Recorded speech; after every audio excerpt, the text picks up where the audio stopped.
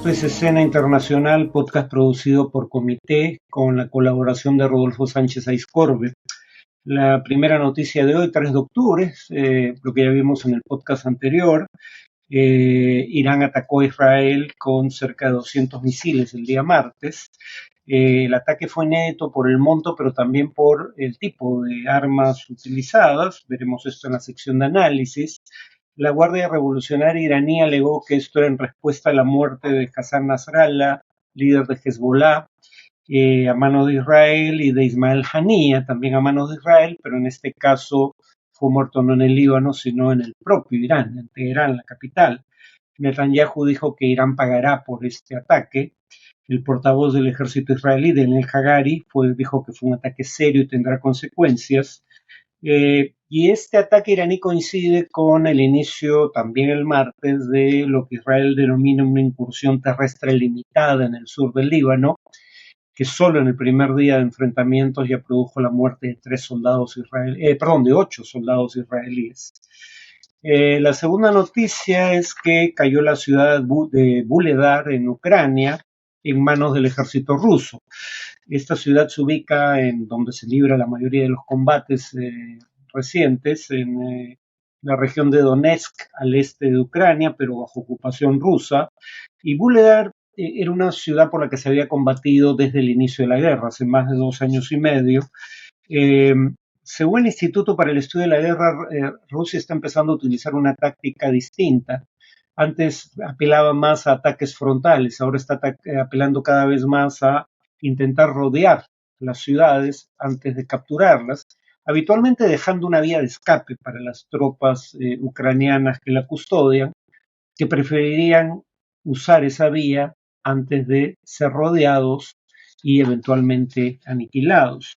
Es una ciudad importante porque, digamos, está situada en el cruce de 2 carreteras importantes. Un territorio fundamentalmente plano, está ubicado a cierta altitud y además está cerca a líneas ferroviarias. Esto le da protección a las rutas logísticas rusas y más bien permite seguir atacando la logística ucraniana. Y acerca a Rusia al objetivo fundamental en esta ofensiva, que es la ciudad de Pokrovsk, que está a 50 kilómetros al norte de la ciudad recién capturada. Pokrovsk es también importante por razones logísticas. Está, digamos, en puntos de encuentro entre carreteras y líneas férreas. Finalmente, Claudia Sheinbaum asumió la presidencia de México. En su primer discurso dijo que continuará con el legado de su predecesor, López Obrador, pero también hubo matices, ¿no? No dejó pasar el simbolismo del hecho de que una mujer haya llegado por primera vez a la presidencia, pero no se contentó con relevar eso, sino que indicó que el machismo sería uno de los males a combatir. Un tema que había abordado el gobierno de López Obrador en la Ciudad de México, pero que no fue un tema fundamental de agenda a nivel del gobierno nacional cuando ocupó la presidencia. De hecho, la relación de López Obrador con el movimiento feminista tuvo momentos de fricción que se espera sean limados por Sheinbaum, más cercana al movimiento feminista. Dijo que defenderá a los migrantes mexicanos en los Estados Unidos y relevó el papel que cumplen en la economía de ambos países, ¿no? El país de origen y el país de destino. En materia de política internacional, dijo que seguirá los principios que establecen en este asunto la Constitución mexicana, es decir, la defensa de la libre autodeterminación de los pueblos, la vigencia del principio de no intervención en asuntos internos de otros estados y la solución pacífica de controversias. En cuanto a la reforma judicial, dijo que el hecho de que los jueces sean elegidos por voto popular hará al Poder Judicial más autónomo. Claro, en otras declaraciones dijo que autónomo respecto a los grupos de interés económico, pero no respecto al Ejecutivo y el Legislativo, controlados por el mismo partido a partir de ahora. En materia de inseguridad ciudadana sí hay un ligero cambio, para bien creo yo, que es enfocarse en temas de inteligencia, investigación y además en el fortalecimiento de la Guardia Nacional, pero claro, esta había sido pensada como una guardia con formación policial, pero con armamento de grado militar para, digamos, afrontar la poderosa logística con la que cuentan en materia de armamento y, digamos, vías de acceso a ellos, los carteles del narcotráfico. Dijo que el hecho que la Guardia Nacional, en lugar de ser lo que acabo de decir, haya pasado a estar controlada por el ejército, no implica la militarización del país, pero eso no es lo único que se ha hecho. Se le ha dado a los militares el control de puertos, aeropuertos, obras de infraestructura, etcétera, ¿no? No solo de la seguridad interior, que no es en principio su función. En materia de política económica, aunque reiteró lo dicho por López Obrador sobre el fracaso del modelo neoliberal, añadió cosas que cualquier neoliberal debería agradecer, digamos, ¿no? Garantizar la autonomía del Banco de México, es el Banco Central, eh, que habrá una política fiscal responsable, cosas que también en buena medida había hecho el gobierno de López Obrador, que se mantendrá bajo control la proporción de la economía que representa la deuda pública y que se promoverá la inversión pública y privada. A diferencia de López Obrador, ella sí ha hablado del cambio climático como un tema importante y dijo que promoverá, cito, un programa ambicioso de transición energética hacia fuentes renovables de energía, pero no a expensas de las compañías de energía tradicionales, fósiles, que fueron prioridad para López Obrador. En cuanto al tema de análisis, había dicho que me iba a referir a la posible respuesta israelí al ataque iraní. Eh, y diría lo siguiente, había dicho que en la sección de noticias que este era un ataque novedoso por el tipo de armamento utilizado.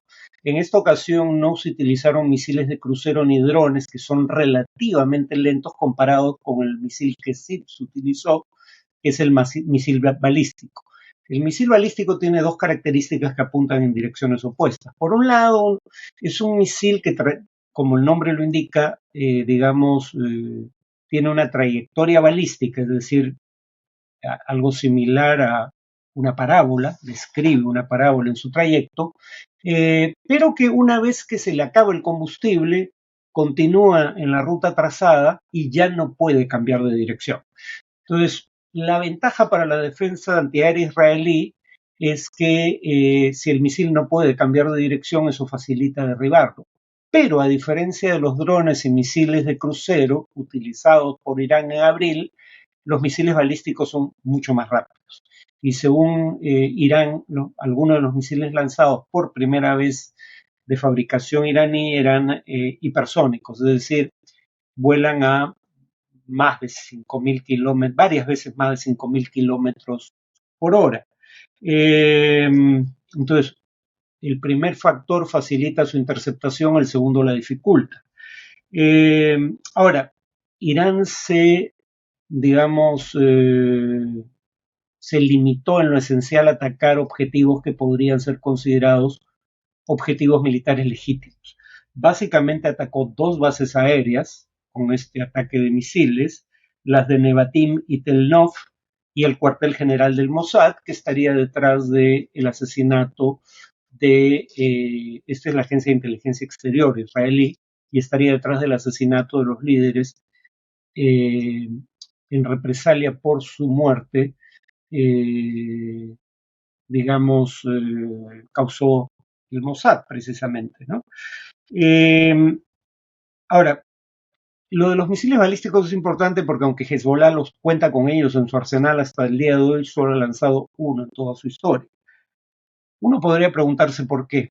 A ver, hay tres posibles razones. La primera es que, según la inteligencia israelí y estadounidense, la mitad de los arsenales de misiles y cohetes de Hezbollah ya habrían sido destruidos en los ataques israelíes. En segundo lugar, incluso respecto al arsenal con el que todavía cuenta Hezbollah en materia de cohetes y misiles, además de drones, ahí podría estar afectando, digamos, la decapitación del alto mando de la organización y de mandos medios, la interceptación de sus comunicaciones y el hecho de que probablemente no estén disponibles para todos los casos el equipo que debe operar un misil balístico por oposición a un cohete que se lanza con mucha mayor facilidad. Eh, Hay también una posibilidad de que no se estén lanzando esos misiles por algo que no sé cómo traducir, confieso, que en inglés se llama escalatory dominance. ¿A qué se refiere esto? Si hubiera, por ejemplo, una escalada entre Irán e Israel, hay un nivel en la escalada al cual, digamos, Irán no puede llegar. Israel tiene defensas antiaéreas y antimisiles con las que no cuenta Irán.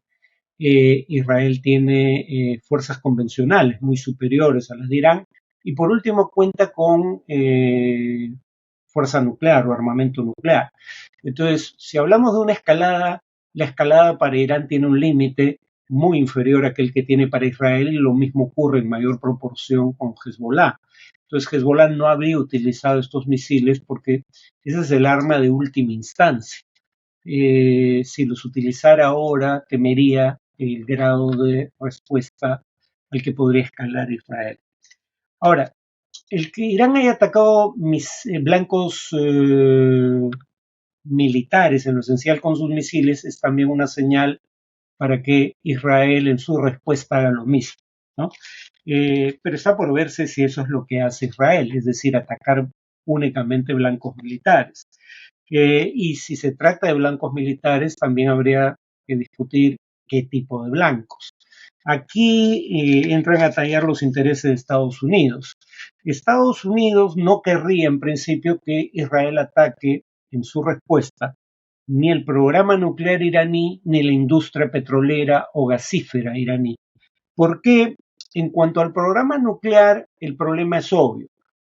Aprendiendo de lecciones como el ataque israelí contra el reactor nuclear con el que contaba en su momento Irak, el programa nuclear iraní es descentralizado, clandestino, y parte del cual se ubica varios metros por debajo de montañas para evitar el impacto de las bombas de una tonelada de explosivos conocidas como bunker busters, ¿no? Que penetran en el terreno antes de detonar. Eh, Todo esto implica que para causar un gran daño a la industria nuclear iraní, no bastaría con una oleada de ataques, probablemente habría que lanzar una campaña de ataques contra Irán. eh, y esto representa dos problemas. En primer lugar, lo último que quiere el gobierno demócrata de los Estados Unidos es verse involucrado en una guerra eh, regional en Oriente Medio a un mes de las elecciones generales en ese país. Y en segundo lugar, si como es probable, la industria nuclear iraní no es destruida del todo, podría reiniciarse con mayor celeridad y esta vez muy probablemente sí para construir armas atómicas, con las que no cuenta Irán, habría que aclarar.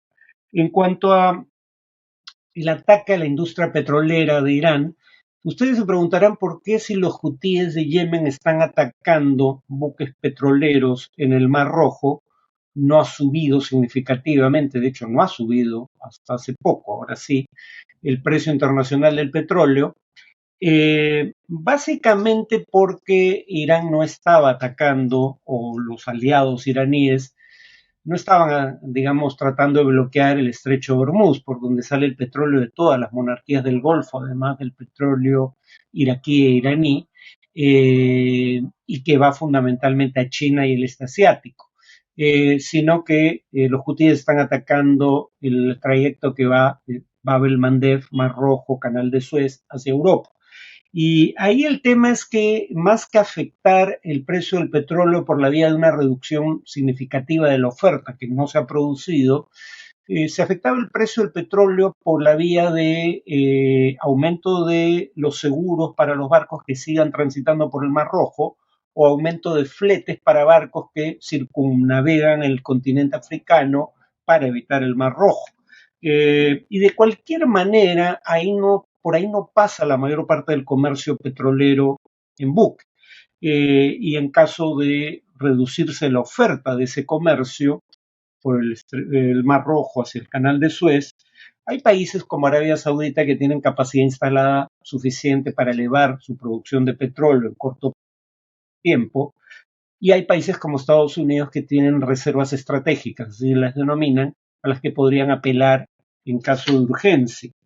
Pero si se ataca, digamos, la producción petrolera iraní, uno, se afecta al abastecimiento de petróleo, sobre todo de China, eh, pero dos, probablemente Irán ahí sí empiece a atacar objetivos petroleros de mayor calado.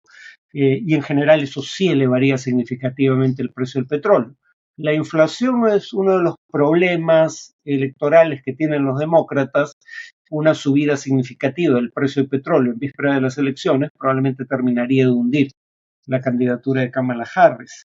Eh, por último, diría que es muy probable que Israel ataque el liderazgo iraní, pero aquí la pregunta es si ataca el liderazgo militar, lo cual podría considerarse una respuesta, digamos, legítima como acción de guerra, o si intenta atacar el liderazgo político, lo cual haría más probable una respuesta iraní.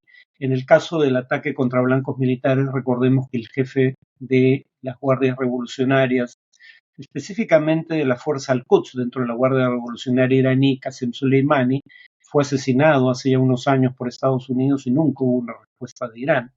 Pero sí habría una respuesta si, por ejemplo, se asesina al líder máximo, el ayatollah Ali Khamenei, ¿no? Entonces, esto es una estimación probabilística, digamos, sobre qué cabría esperar de la respuesta israelí. En todo caso, creo que no tardaremos mucho en saber si estas estimaciones están en lo correcto.